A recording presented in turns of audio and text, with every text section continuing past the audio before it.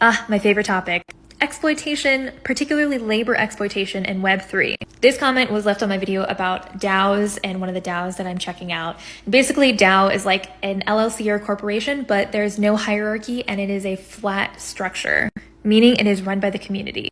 I've talked in the past how I think that this could be a cool model if done right, because it could mirror some of the things that were failures in the past but needed this technology, such as like artist communes and other things that were restricted by location or funding. We all love to see communities come together, and DAOs are no exception. If you don't know what a DAO is, you can Google it, but one of like the famous recent examples was Constitution DAO, where a bunch of people pooled a bunch of money to try to buy the Constitution, and then they lost.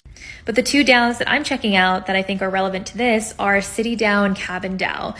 Both of them are similar concepts where they're getting their users and their community to work within their community to spread the word about what they're doing and paying you in their coins in order to, in their tokens, in order to kind of help them and take on jobs within the community. So first off, any company that exists needs a way to make money. So that means these DAOs are dependent on the people within them to provide value and do work if they want to be viable for the long term.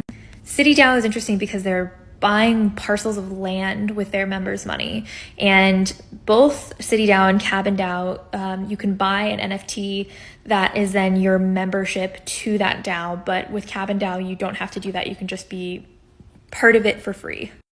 But yeah, I definitely think that there is some potential here for some not so great stuff to happen, because it's like, how do you keep a group of people motivated, especially people who aren't on a payroll, people who you didn't go out and handpick, you didn't like go and find and put on the team, people who don't have leadership, people who don't have somebody checking in with them being like, hey, are you down to complete XYZ this week? And I know that some DAOs have like little guilds and different ways to try to kind of make these smaller communities within communities to keep accountability high. And I know there's a lot of structures being put into place, but you still need people to do work in order for there to be products made to then make the DAO money. It's a little bit different when you're doing like a fractional ownership of property or land, kind of what City DAO is doing. I still need to look more deeply in both of these DAOs, but the exploitation angle is definitely more present in the DAOs that are reliant on the people within it to create products, services, media, content, like Cabin DAO in particular.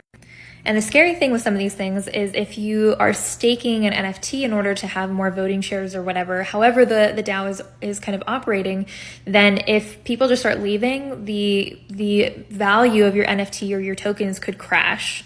So yeah, proceed with caution.